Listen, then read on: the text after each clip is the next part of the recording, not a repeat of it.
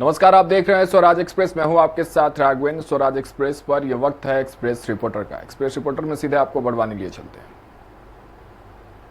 से जूझ रहे पानसेमल तहसील के 2 गांव। नल जल योजना की पाइपलाइन बिछी लेकिन कनेक्शन नहीं। कुएं का गंदा पानी पीने को मजबूर। बड़वानी जिले में भीषण गर्मी और गिरते भूजल स्तर के कारण जल संकट गहरा गया है। पानसेमल तहसील के 2 गांवों बंधारा बुजुर्ग के मोहलिया पानी और घटिया में स्थिति विकट है। मोहलिया पानी में 60 परिवार रहते हैं। यहाँ एकमात्र हैंडपंप है जिसका जल स्तर नीचे जा चुका है। ग्रामीण लाल सिंह ने कहा कि लोग कुएं का गंदा पानी पीने को मजबूर है। कुएं के पास महिलाएं पानी भरने के लिए लंबी कतार में खड़ी रहती है। घटिया गांव में नल जल योजना की पाइपलाइन बिछाई गई है लेकिन अभी तक कनेक्शन नहीं दिए गए। ग्रामीण दिनेश ने कहा कि पक्की सड़क के किनारे बसे इस गांव के लोग निजी कुओं से पानी लाने को मजबूर है। दोनों गांव के लोगों ने विधायक, पंचायत और अधिकारियों को कई बार अवगत कराया लेकिन कोई समाधान नहीं निकला।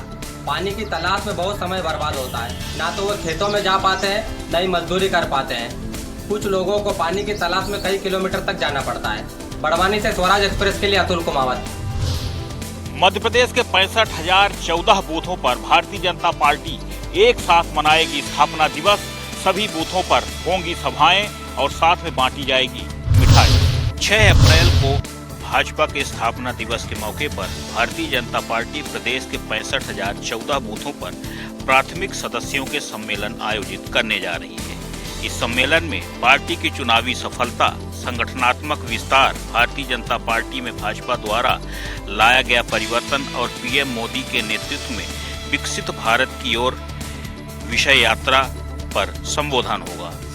स्थापना दिवस पर पार्टी के सभी कार्यकर्ता अपने अपने घरों में पार्टी का झंडा लगाएंगे। कार्यक्रम में मिष्ठान का वितरण होगा। इसके अलावा पार्टी को किस प्रकार से मजबूत करना है इस विषय पर भी चर्चा की जाएगी। प्रदेश कार्यालय से लेकर प्रदेश के सभी बूथों पर इसी तरह से कार्यक्रम आयोजित किए जाएंगे। सभी जगहों पर पार्टी के वरिष्ठ पदाधिकारियों सहित क्षेत्रीय पदाधिकारी भी मौजूद रहेंगे। भाजपा के स्थापना दिवस पर महिलाओं को भी महत्वपूर्ण जिम्मेदारी दी गई है। महिलाएं हर घर में मिठाई बांटने के साथ साथ घरों में रंगोली बांटेंगी। साथ में हर घर में भारतीय जनता पार्टी का ध्वजारोहण करेंगी और जश्न मनाने के साथ साथ भारतीय जनता पार्टी की रीति नीति के बारे में आम नागरिकों को बताएंगे। भोपाल से एक्सप्रेस रिपोर्टर के लिए संदीप मिश्रा। इंदौर इच्छापुर 4 लाइन को लेकर एक लाइन चालू करने के लिए कलेक्टर ने दिए निर्देश। ब्रिज निर्माण कंपनी अपने काम में लाई तेजी। आपको बता दें कि नर्मदा नदी पर बने पुराने पुल पर बाढ़ का पानी आने से जांच में से कमजोर होने से सुरक्षा की दृष्टि से नेशनल हाईवे द्वारा भारी वाहनों का आवागमन बंद कर पड़ा। कलेक्टर के निर्देशन के बाद अगर जुलाई में यह ब्रिज चालू हो जाता है तो आम लोगों के लिए बड़ी राहत वाली बात होगी। वहीं आवागमन में जाम से भी निजात मिलेगी। Express reporter Bhupendra Sen, Badwa. आजमगढ़ है पीतमपुर सागौर थाना अंतर्गत आने वाले दीक्षांत माता मंदिर जो मालवा की मां वैष्णो देवी मंदिर के नाम से जाना जाता है और ये मंदिर काफ़ी प्राचीन एवं प्रसिद्ध है। यहाँ पर साक्षात मां काली, मां सरस्वती, मां लक्ष्मी तीनों माताएं एक ही पाषाण पर विराजमान हैं। यह मूर्ति स्वयंभू है जो एक पासी की दोंगुल नदी से निकाली गई थी। अगर मंदिर की बात करें तो मंदिर करीब 250 वर्ष से भी पुराना मंदिर है। यहाँ पर मंदिर में दर्शन के लिए लोगों दूर दूर से अपनी मनोकामनाएं पूरी करने के लिए आते हैं एवं अर्जी लगाते हैं। यहाँ पे हर किसी की मनोकामनाएं पूरी होती है। कहा जाता है कि जब माता की मूर्ति को दोंगुल नदी से निकालकर चिन्हित करे हुए स्थान पर ले जा रहे थे तो आज हम जहाँ पर खड़े, जहाँ पर आज मंदिर है, वहीं पर इसी जगहों पर आकर माता की मूर्ति अचानक से इतनी भारी हो जाती है कि इसे यहाँ से आगे बढ़ा पाना बड़ा मुश्किल हो रहा था। तभी से यहाँ पर इसी मंदिर में माता की मूर्ति का स्थापना कर दी गई थी। सुरक्षा की दृष्टि की बात करें तो पुलिस बल नवरात्रि के समय 24 घंटे यहाँ पर मौजूद रहता है, क्योंकि एक समय था मंदिर के बाहर ढोल बजाने में भी आपत्तियाँ आती थी और कई बार चुनरी यात्राओं पर पथराव भी होते थे। लेकिन हिंदू समाज के कड़े संघर्षों के बाद यहाँ पर विशालकाय एक मंदिर बना है और करीब 200 गाँव की चुनरी यात्राएं माता को चढ़ने के लिए आती है। पीतमपुर से मैं Manish Yadav, express reporter. RSS के सर संघ चालक मोहन भागवत अपने 5 दिवसीय काशी प्रवास के दौरान आज बाबा विश्वनाथ के दर्शन पूजन किए। मोहन भागवत ने काशी में बाबा विश्वनाथ और काल भैरव मंदिर में विधिवत दर्शन पूजन कर आशीर्वाद लिया। संघ प्रमुख पिछले 3 अप्रैल से वाराणसी प्रवास पर हैं। उनका यह दौरा संघ के शताब्दी वर्ष 2025 में संघ की स्थापना के 100 वर्ष पूरे होने की तैयारियों और संगठन को मजबूत करने के उद्देश्य से महत्वपूर्ण माना जा रहा है। इस दौरान वे काशी प्रांत के स्वयंसेवकों, प्रबुद्धजनों और छात्रों से संवाद कर रहे हैं। आज काशी विश्वनाथ और काल भैरव मंदिरों में दर्शन के बाद अन्य कार्यक्रमों में भी भाग लेंगे, जिसमें विशेष रूप से बीएचयू के आईआईटी छात्रों के साथ राष्ट्र निर्माण पर चर्चा शामिल है। शताब्दी वर्ष के दौरान संघ प्रमुख का यह दौरा काफी अहम माना जा रहा है। सूत्रों की माने तो संगठन और सरकार में समन्वय स्थापित करना और संगठन को मजबूती प्रदान करना इसका मुख्य उद्देश्य है। लखनऊ से एक्सप्रेस रिपोर्टर पवन सिंह। गोवंश मामले में फरार चल रहे आरोपी इमरान की अग्रिम जमानत याचिका पर हिंदू संगठनों का विरोध, कोर्ट ने की खारिज। गोमांस के मामले में फरार चल रहे मास्टरमाइंड इमरान की अग्रिम जमानत याचिका के खिलाफ हिंदू संगठनों ने प्रदर्शन कर विरोध जताया। सैकड़ों हिंदू कार्यकर्ताओं ने कोर्ट परिसर के बाहर जमकर प्रदर्शन कर जल्द से जल्द आरोपी गिरफ्तारी की मांग की। प्रदर्शनकारियों ने न केवल आरोपी के खिलाफ नारेबाजी की, बल्कि उसकी जमानत की पैरवी करने वाले वकीलों का भी विरोध किया। वहीं इस पूरे मामले में स्थानीय वकीलों ने आरोपी इमरान की पैरवी करने से इनकार कर दिया, जिसके चलते बाहरी वकीलों ने जमानत याचिका के लिए पैरवी की, जिसकी खबर लगते ही कोर्ट परिसर गेट पर एकत्रित होकर सैकड़ों हिंदू कार्यकर्ताओं ने नाराजगी जताते हुए नारेबाजी कर प्रदर्शन किया।